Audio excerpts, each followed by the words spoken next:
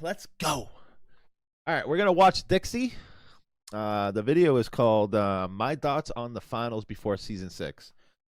So Dixie is somebody that like I watched before I played the game because I played the game a little bit. So like, he popped up, and then when I got back in the game, he was like all over the place. I'm like, damn. And then I started watching his content. He's really good. So like what he says, like he means it. He's like a very good content creator, and I like him a lot. We're gonna watch it. Let's go. Let's get right into it. Some say that it does take about 10,000 hours to master something, but this was the total time. Let me play that back. Hold on, we missed 11,200 hours. Some say that it does take about 10,000 hours to master something, but this was the total. Dude, he has 10,000 hours, dude. I only have like 1,000 hours, and I play a lot, bro. Leading up to the release date of Play season a 6. real lot. And whilst the finals hasn't yet mastered the FPS genre, I would argue that there's a lot of mastery that has basically been released since Season 5 and before, including obviously the new weapons that we had, and of course the new cosmetics, and then, you know, not...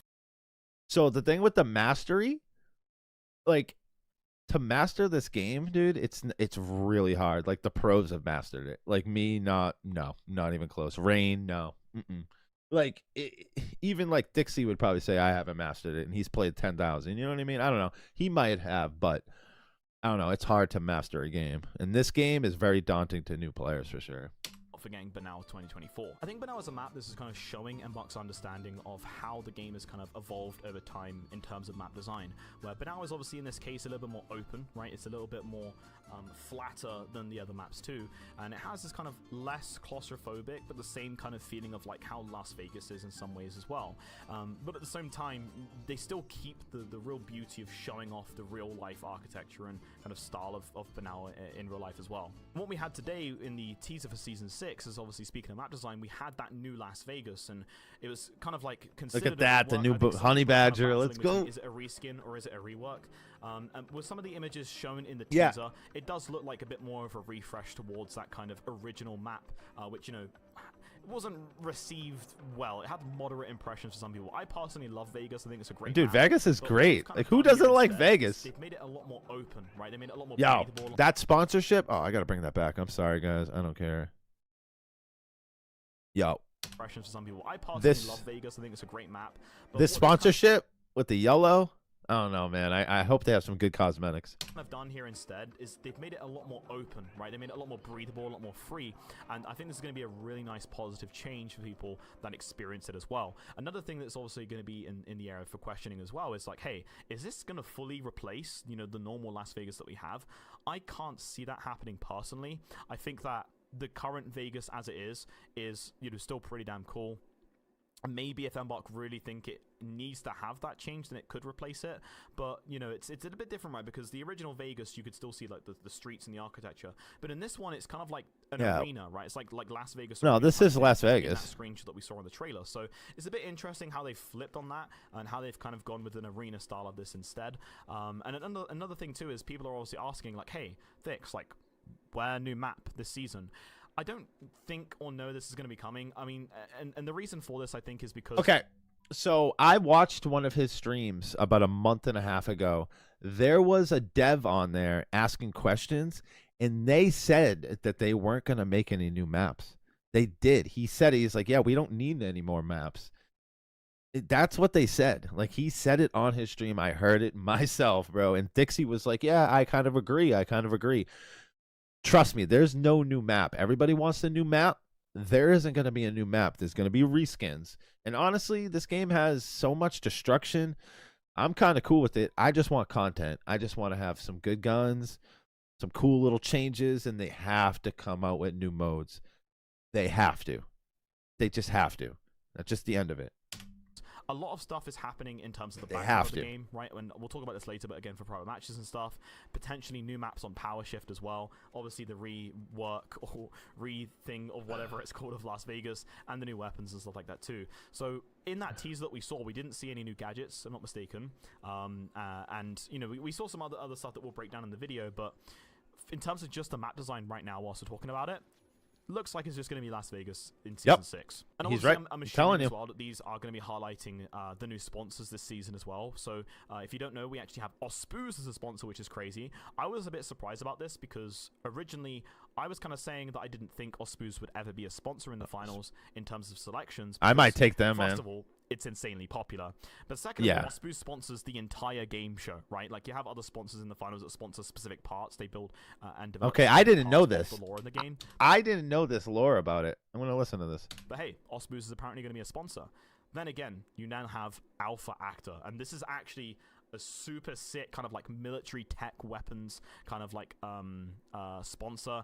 Also Alpha having a Actor. bit of like the old-fashioned kind of tech in there as well, with some of the things that we saw in the trailers. That's also amazing. And then Engimo are making their return, which is also surprising as well. So a lot of the Engimo Giga Chads I called you guys in season 4, Giga are Chads. rejoicing as well, and potentially they might have the similar thing, which if you were Engimo in season 4. You have the option to have that extension and extend your sponsorship onwards. Whereas Assault had the similar thing, where Assault Thank you was for in that. season 4 and season Welcome 5. in. We had a bit like of an extension thing too, which is actually I thought was pretty damn cool. So we'll see if that does happen as well for Engimo. But you know, thanks to the trailer as well. You know, I think it was the trailer was the trailer, the teaser. The showing off, teaser, some exactly, absolutely dude. beautiful- For some reason, I knew it said teaser earlier. I was so disappointed, man. I'm like, what? Wait, that's all that is? I don't know. You can check out the reaction in some of my videos. sections of the map as well, so I'm very excited to see. I just dropped and it play like on the a new couple Las hours Vegas. ago. As we leave season 5, I would like to kind of talk about some of my favorite things introduced in season 5. I think we can all agree that the additions of building onto certain things, like for example, in the sky when you can see like your player stats and like the highlighted player, actually super sick, like the skyline projection. It was really cool, just kind of highlighting, you know, the players that would like stand out in the match, or even in the billboards as well during the arena too. And the thing is, people ask me like, Thix, how, you know, you've been playing this game now for over a year, like how are you still excited about the finals? It's things like this, it's these small things which are added over seasons that really just kind of keep the future of the finals bright, for the in-game universe, and obviously for the map design too. So again, I can only So I can actually talk to this. Like when I first started playing this game, when it first came out, the first season, the game wasn't that good. It just wasn't. Then I came back to it last season, at the end of the last season, and I'm telling you, I'm like, whoa, this game is so much better, and they did a lot. Just people just don't realize it. I give props to the map design. Now, obviously, we're going to speak about the Shout out to weapons. Embark. If you don't know, obviously, we had the Cerberus added on medium, which originally the Cerberus was actually a weapon which was quite weak. And because before this release of Season 5, there was a lot of controversy around the model 1887. Again, people were kind of saying, the model's a bit too strong, they should nerf it. Other people were saying that they shouldn't think that it should be nerfed. Again, it's like kind of that battle again between competitive and casual players, right? You have that 50-50 between them. So Season 5 hits and the Cerberus releases, and it was a little bit weaker. I think people were still kind of more interested in the model over that sense, and I think that the developers realized that as well. They noticed that the count of like the new weapons being added, the Cerberus was way lower than everything else. And then what happened was that the model got nerfed so hard, and the Cerberus got buffed so hard that they switched positions. Now a lot of people are using the Cerberus instead of the model, and people are using the model less, right? Which is, again, it's kind of funny how it switches. I don't see a problem with it initially, right? Because at the time I was just thinking, well, this is pretty simple. The developers want more players to test out the Cerberus so that they can have more data, so then they can nerf it and bring it back in line. Now, again, this is up to you guys. I'm not saying that anything should be nerfed or adjusted in terms of these new weapons, but, you know, what do you guys think, right? Because right now the Cerberus can currently one-shot lights from a close range as well, with that burn effect on top. So The thing about the it's Cerberus is it's kind of like it's got not the everyone can fire. agree on any single position in the finals, right? I think because we all have our own biases, and that You just can makes light up complete goo with sense, that shit. that we have our own biases, our own ways that we view the game. I appreciate that, Punk. But, Thank you know, so much aside over from on the Twitch balancing of side. the weapon for a second, I just want to say that the burn effects, just in terms of stylistic stuff, is super sick, and I think really it's a appreciate cool that, Punk. addition, Thank which, you. Again, keeps that uniqueness of the arsenal being added into the finals as well. So really good job there for the devs adding that weapon in. Finally, obviously, we had the Shack. Okay, the big Shack is what I call it. And once again, you know, like I just said before, the medium weapon, you have that uniqueness being added in because the Shack had 2 bullets shooting out of it at once, with a decent magazine size as well. Such a good And gun. it just sounds like an absolute beast. It right? is a kind of- beast. It makes sense when you have these things combined, you know, towards the realm of reality of what It heavy is a in the finals beast. too. So again, it kind of shows what heavy is all about with the Shack, and it's again Yeah. really If nice, you hit your addition. shots with your Shack, But, of course.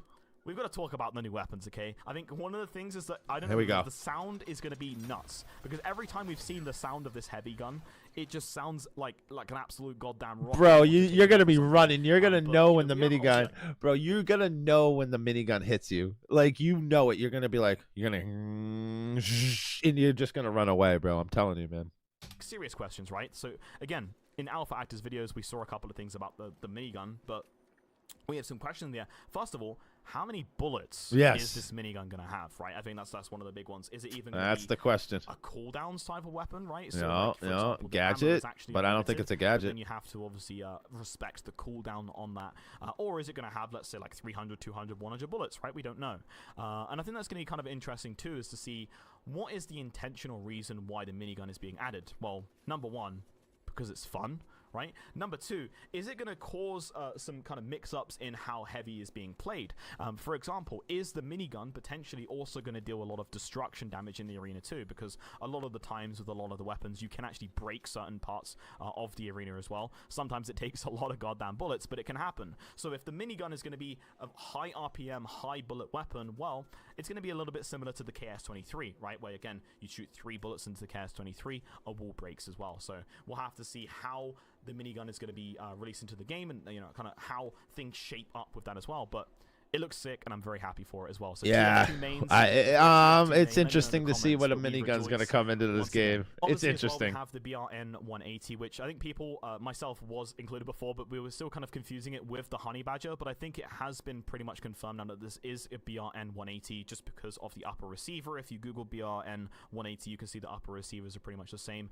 And this is essentially going to be a rifle on the light class. Okay, so it's a rifle. And I might be doing some light. Less powerful rifle at range. Again, when you compare it to something being offered from medium, for example, right? But being the first AR added for light and a silence rifle, pretty awesome to see, and it looks very, very nice. Finally, and thanks to the teaser, we get what looks like a lever action rifle, which I'm not going to lie. I've said this before. If you guys remember me doing my reviews. Oh, I'm going to be using that. I am really excited because I have been That's going to be a medium. so long to see something similar to like a bolt action rifle on medium main right here, baby. Going to be a bit more high risk, high reward gameplay. Your aim is going to be obviously judged, and it's a bit more of a longer range weapon as well, but it can help you in those medium fights. When it gets down to close range, you're in a similar situation to the pike, where again, it's going to be a bit more trickier for you, but it's up to you to respect that distance as well. And I'm super excited to see kind of how this lever action rifle is going to be. And again, for the game overall, I think if we look back on Season 5, I do think that Season 5 was a decent success for Embark as well. The community... I don't care, man. Embark, dude, kicked ass this season, dude. People want to fucking hate on it, dude. Oh, the wheel and everything. I love the wheel. I freaking loved it, dude. I would get home from work, dude, and I could not wait to try to spin the wheel, dude, to do my dailies. Like, I don't care, man. Like, this game, man, has got me, man. Like, this game is freaking the balls, bro. Like, I don't give a shit, dude. If you are an FPS shooter, you like this shit, play this game, dude, and just give it some hours. Just give it time, man. I'm telling you, man, this game is the balls, man. I'm telling you, it's the best. Community did have at one I point freaking love it. Criticisms for the game. I'm excited for Season 6. I'm so freaking pumped. A lot of issues or latency issues or desync issues with the server. Again, it's kind of annoying because in a way, I wish I also had that, but I'm not just going to lie and say I had it too. Like, if I'm completely honest, I had that issue, latency and desync issues, about 4 times during that like craze. So I couldn't just go out and be like, yo guys, yeah, I'm also lagging as well, my game is bad. Like, I was streaming on Twitch and the servers were pretty much fine for me. However, the good thing is, and this is not about it's off and on for me, the good thing is that mostly, at least in EU1A, the servers have kind of ironed out as well. I still do think there's a couple of issues in they need the server, unfortunately, and I hope that does get fixed. They have to address the servers. Like, that is something that they have to do. I hope they do. I hope we get a server update within this season. Like, we really do. We need it. But at least in my experience with the people I'm talking to in my Twitch chat, a lot of people are saying that the servers are feeling a lot smoother now, so obviously that's great to hear too. Obviously then you have the smaller bugs, which again, they are obviously still valid, the smaller bugs to be fixed, and I'm hoping obviously a couple of those things can be ironed out as well as we head into Season 6. Obviously a lot of the times they do massive bug fixes, so again, we're just onward looking towards the future of the game. So what I'm most excited about this season now, it's something that you probably haven't really thought about in depth because it might not affect you that much, but I'll explain why it could affect you in the future. First of all, we're talking here about the private matches and spectator mode, and it is something that is a really long time coming. Like, no hate to Embark, okay, but the current private match state of the game is probably the worst I've seen in any FPS game. Of course, I'm super grateful for it even being added in, in the first place, and it has kind of revolutionized content creation for myself. But even the spectator mode is frustrating for organizers, and seeing some improvements in that area as well, it's going to really excel the community side of the game for people taking part. And you might think as well, like, well, Thix, who cares about the community side of the game? I'm not an esports, or I'm not a competitive player, and I care about the community. I completely understand your point. What I'm talking about here is more of the casual side of it too. Like, for example, exactly. That's what I'm saying, man. I just love when people come in and like people are like, "Oh, I'm not that good at the game." I don't care that you're not good at the game, bro. Let's just play finals, man. Get into the game, download it. That's all I want. That's it, man. Well, maybe you and your friends have a lot more variety in things you want to do. People play this game. It's awesome. Having the custom games talk where you could create your own game mode or something like that with your friends. Such a good game, man. In terms of the in-game. More people need to play this game. And things like that, or even like fun community tournaments being hosted by creators as well, like a sledgehammer only tournament or things like that. That would be fire. Power shift tournament. Dude, if they ever had a freaking flamethrower freaking etc. So, but I think flamethrower tournament. Oh my god! Are really hitting the tennis ball back in towards the community side. I'll dislike every single goddamn content creator that ever ran that freaking tournament. Spectator mode, or maybe a bit more of improvements towards private matches. Well, what can we make as a community together for that with the improvements? For example, I'm planning on starting back my game show series again. So if you guys don't remember, I used to do something called the Finals Podium League, where it was more of a casual, competitive kind of league that I would host each week, and I'm kind of now having a lot of thoughts about how I'm doing it, and I'm going to rework it and remake it with some new ideas. So it's not going to be called FPL anymore. It's going to be called the Podium Show. That's right. So let's go. That name there kind of gives you a bit more insights as to what I'm trying to aim for now. But I will have some more information coming on that soon, TM. So if you are excited, you yourself watching this video, you can participate and take part, win prizes as well each week, and it's going to be a ton of fun. Okay, okay. I'm going to promote that. Shortly. I'm going to promote the crap out of that. Etc. Before I leave. And he said casual, so hopefully casual can play it. I won't play it, but to experience the finals season. Love to see in person, people in my community do it. The chaos of all the developers as they get towards their releases for the patch. So stay up to date on my YouTube and also my Twitch as well to find out and potentially see some behind the scenes content as well. So thank you guys so much for being with me on my journey so far. Here's to season 6, and hopefully you guys can finish off 6 seasons to go, bro. Grinding that you might have to do as well in season 5. Let me know what you are excited for in season 6 as well in the comment section below.